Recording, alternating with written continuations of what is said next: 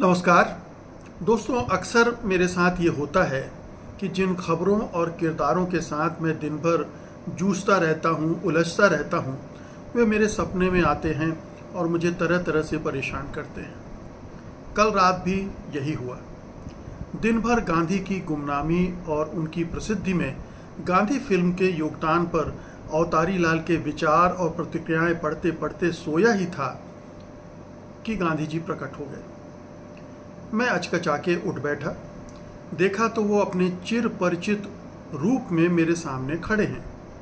आंखों पर गोल शीशों वाला चश्मा, कमर पर लटकने वाली घड़ी और हाथों में लाठी, मगर उनके चेहरे पर गहरी, बहुत गहरी पीड़ा के भाव थे, खिन्नता थी। मैं कुछ देर उन्हें देखता रहा और फिर धीरे से पूछा, क्या हुआ बापू? आप इतने परेशान क्यों हैं? क्या आपको मोदी जी की ये बात चुभ गई कि गांधी फिल्म बनने के पहले तक दुनिया में आपको कोई जानता भी नहीं था? उन्होंने थोड़ा व्यंग्यपूर्ण ढंग से मेरी ओर देखा, मुस्कुराए और कटाक्ष किया। लगता है तुम भी भक्त संप्रदाय में शामिल हो गए हो। नहीं बापू, भला ऐसा कभी हो सकता है? मैं तो सत्य और अहिंसा की राह पर चलने वाला पत्रकार हूं। क्या आप ये नहीं जानते हैं? तो क्या तुम मुझे नहीं जानते हो? मुझे किसी प्रसिद्धि का लालच था क्या? मेरा मन तो हमेशा अपने लक्ष्य को साधने में रमा रहता था। फिर भी मुझे खूब प्रसिद्धि मिली, लेकिन बिना किसी प्रयास और चाह के मिली। जी, ये सब तो मैं भली भांति जानता हूँ। ये भी जानता हूँ कि आप इन तुच्छ बातों की परवाह नहीं करते, लेकिन ये सवाल इसलिए पूछा क्योंकि आप झूठ को बर्दाश्त नहीं कर पाते हैं। बापू मुस्कुराए।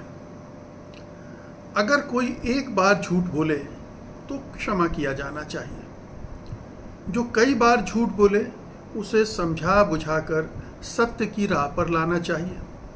लेकिन जो केवल झूठ ही बोलता हो, झूठ के अलावा कुछ न बोलता हो, उससे सत्य की अपेक्षा करके दुखी या खिन्न होने का कोई मतलब नहीं है। बापू, मैं जानता हूँ कि आप अपने बारे में कोई भी उलूल जलूल बातें सुनने पर विचलित नहीं होते हैं, मगर उस झूठ को बर्दाश्त नहीं करते हैं जो कि जन के विरुद्ध हो, जनता के विरुद्ध हो। आखिर आप सत्य की लड़ाई के लिए ही तो जाने जाते हैं। ये तुमने सही कहा, लेकिन मैं तो इस तरह के झूठ 100 साल से सुनता आ रहा हूं। इनका तो काम ही है झूठ फैलाना, लोगों को बदनाम करना, लोगों को भड़काना। आज़ादी के आंदोलन को इन्होंने अपने इस अभियान से कितना नुकसान पहुंचाया, ये मैं ही क्या, पूरी दुनिया जानती है। इन्हीं की वजह से देश के 2 टुकड़े हुए, उसका दोष भी उन्होंने मेरे सिर पर मढ़ दिया। ऐसे ही झूठ फैलाकर मुझे उस सिरफरे नाथूराम गोडसे ने गोली भी मार दी। और आज भी ये क्या कम झूठ बोलते हैं मेरे, जवाहर और पटेल के बारे में? तो फिर ऐसा क्या नया हो गया कि आज आप इतने परेशान दिख रहे हैं? मैं इसलिए परेशान हूं कि मेरी मातृभूमि, जन्मभूमि गुजरात बदनाम हो रही है। एक ज़माने में वो संघर्ष और कर्मठता की भूमि होती थी, मगर आज उसकी पहचान झूठे, मक्कारों, हिंसक नेताओं और कारोबारियों के लिए की जा रही है। वहाँ हिंसा और नफरत की खेती की जा रही है। वहाँ के कारोबारी इतने आपराधिक प्रवृत्ति के हो गए हैं कि उनके नाम तमाम घोटालों, धोखाधड़ियों में आ रहे हैं। वे विदेश भाग रहे हैं या उनको विदेश भगाया जा रहा है। बापू, इनमें से एक नेता ने तो आपको ही चालाक बनिया कह दिया था। क्या वो आपको खराब लगा है? ये बात भी मैं 100 साल से सुन रहा हूँ। मुझे इसमें कोई एतराज़ नहीं है कि कोई मुझे बनिया कहे। मैंने बनियागिरी की और करता रहूँगा, लेकिन मेरे हाथों में छल कपट का नहीं, इंसाफ का तराजू है। मैं झूठ और धोखाधड़ी के नहीं, सत्य और अहिंसा के बाँटों का इस्तेमाल करता। मैंने राजनीति को घटिया व्यापार नहीं बनाया। मैंने स्वतंत्रता आंदोलन के लिए कारोबारियों की मदद ली, उनका इस्तेमाल किया, मगर अपनी राजनीतिक ताकत का उपयोग उनके कारोबार को बढ़ाने के लिए नहीं किया। उन्हें पोर्ट, एयरपोर्ट, कॉन्ट्रैक्ट वगैरह देने के लिए नहीं किया। लंबी सांस लेकर बापू कुछ देर के लिए रुके। मैं एकटक उनके चेहरे पर आते जाते भावों को देखता पड़ता रहा। फिर अफसोस भरे स्वर में बापू ने बोलना शुरू किया। मैंने सोचा था कि पटेल और मेरे जैसे लोगों ने गुजरातियों के अंदर ऐसे जीवन मूल्य रोप दिए हैं कि वे आगे फलते फूलते रहेंगे और भारत को आगे का रास्ता भी दिखाएंगे। मगर अफसोस, मैं तो उल्टा देख रहा हूं। ऐसा क्या देख लिया आपने बापू कि आज आप इतने हताश हैं, अपनी जन्मभूमि को इतनी नाउम्मीदी से देख रहे हैं? बापू ने मेरी तरफ नाराजगी से देखा, फिर बोले, ये हताशा एक दिन में अचानक नहीं जन्मी है, किसी एक घटना को लेकर पैदा नहीं हुई है। पिछले 24 साल से लगातार पनप रही है। गुजरात दंगों के समय से मैंने उस दंगे में देखा था कि मेरे गुजरात के लोग किस कदर बहसी हो गए थे, किस तरह धर्मोन्माद में भरकर उन्होंने खून खराबा किया था। उससे भी ज़्यादा हताशा तो मुझे ये देखकर हुई थी कि उस हिंसा को सत्ताधारियों का समर्थन मिल रहा था। वे उसे बढ़ावा दे रहे थे।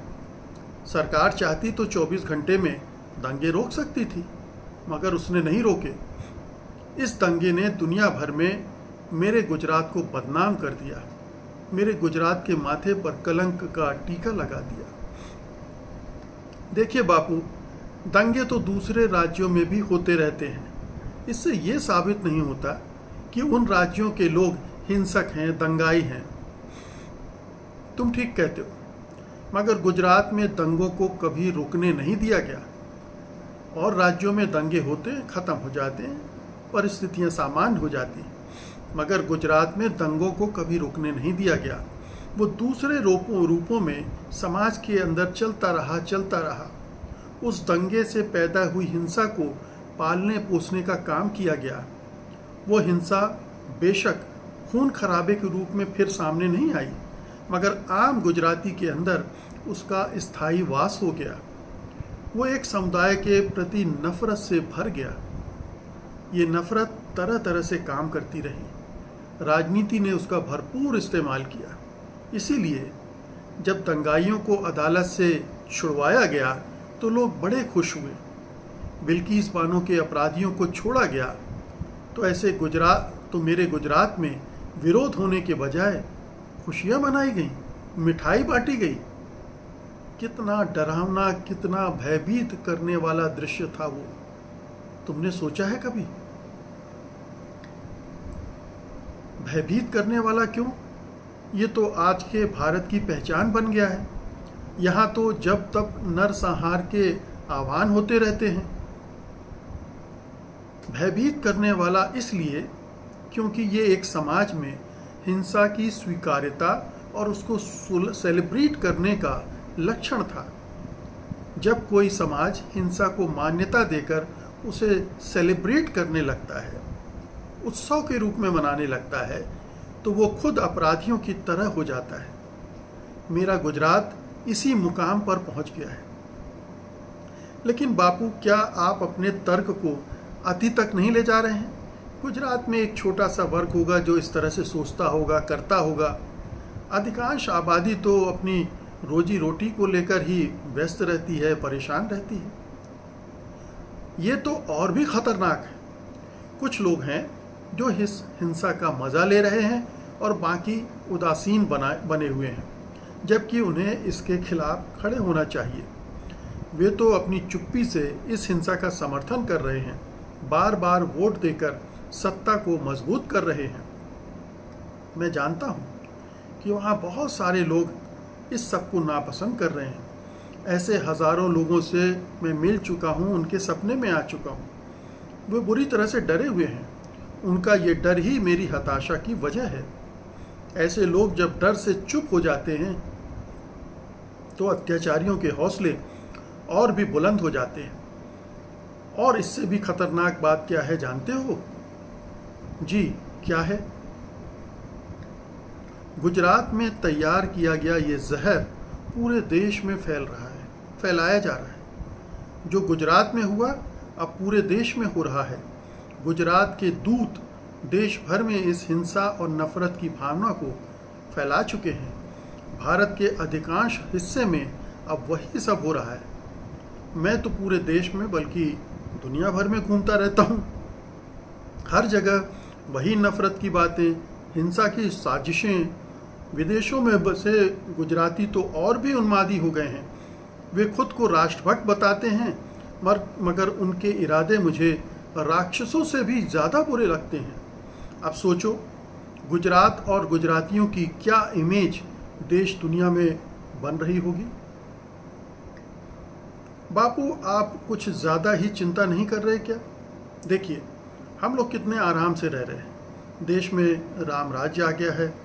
आप यही तो चाहते थे ना? अगर ये राम राज्य है तो मुझे ऐसा राम राज्य नहीं चाहिए। मेरे राम के राज्य में असत्य, अन्याय और हिंसा के लिए कोई भी जगह नहीं है। मगर इस राम राज्य की नींव ही इन्हीं के ईंटों पर रखी गई है। ये कैसे राम राज्य हो सकता है? लगता है आपने राम मंदिर का प्राण प्रतिष्ठा समारोह नहीं देखा। कितना भव्य और कितना दिव्य था। आप देख लेते तो आपको पक्का यकीन हो जाता कि भारत में राम राज्य आ गया है। हाँ, मैंने वो भी देखा था कि किस तरह से सत्ता का फूहड़ प्रदर्शन किया जा रहा है। मर्यादा पुरुषोत्तम राम का राजनीतिक दोहन किया जा रहा है। सारा कुछ चुनाव की तैयारी का हिस्सा साफ साफ नजर आ रहा था। आपने अगर माफ कीजिएगा, अवतार पुरुष को देखा होता तो ऐसा न कहते। उनका तो जन्म ही राम राज्य को लाने के लिए हुआ है। वही राम को लाए थे। मैं तुम्हारे व्यंग को समझ रहा हूँ, बल्कि पूरी दुनिया समझ रही है। कोई मूर्ख ही होगा जो अवतार होने का दंभ भरने वाले पर यकीन करेगा। लेकिन ये हास परिहास का समय नहीं है। ये चिंता का समय है, कुछ करने का समय है। बापू, आप भी बेकार में परेशान हो रहे हो। बेकार में टेंशन मत लो। आराम से जाकर स्वर्ग का आनंद लीजिए। मैं स्वर्ग का आनंद कैसे ले सकता हूं जब मेरी मातृभूमि में ये सब घटित हो रहा हो? वहां भी मेरे कानों में मजलूमों की चीखें गूंजती रहती हैं, आहें गूंजती रहती हैं, अत्याचारियों के अट्टहास गूंजते हैं। इसीलिए मैं वहां से भाग आया हूं। मगर वहां आपको ये सब खबरें कौन सा टीवी चैनल देता है? क्या आपने सत्य हिंदी का सब्सक्रिप्शन ले रखा है? तुम मेरी बातों को गंभीरता से नहीं ले रहे हो।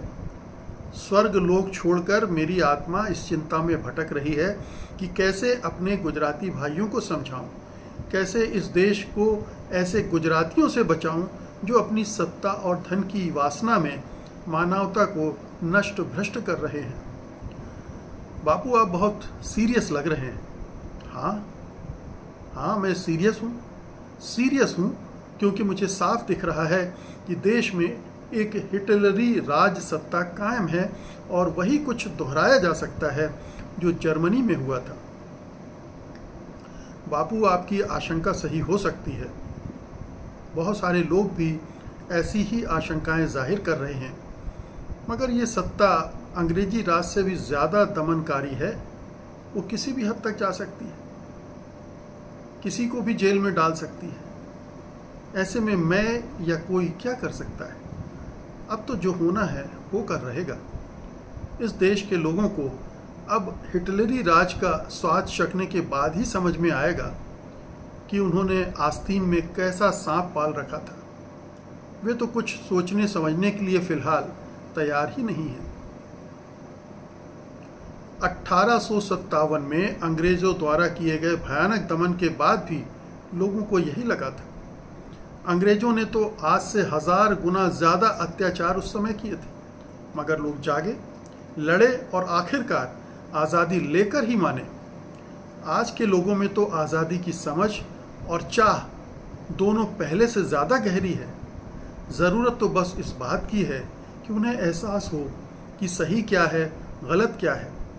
मैं यही करने के लिए तो भटक रहा हूँ। हर गुजराती के पास जा रहा हूँ, सभी देशवासियों के पास जाऊँगा। अपने देश को हिंसा और असत्य से बचाने के लिए, अन्याय से बचाने के लिए उनके पास भी जाऊँगा जो इसे अपना हथियार मानते हैं। आपके अवतारी लाल के पास भी जाऊँगा। हो सकता है उसका हृदय परिवर्तन हो जाए। इतने में मेरी नींद खुल गई। मैं थोड़ी देर यूं ही बिना हरकत के पड़ा रहा। नींद उचट गई थी, इसलिए टीवी ऑन कर दिया। देखा अवतारी लाल मंच पर खड़ा होकर धमका रहा है कि वो विरोधियों को 7 पुश्तों तक नहीं छोड़ेगा। मैं समझ गया, गांधी जी का डर साकार हो रहा है। नमस्कार।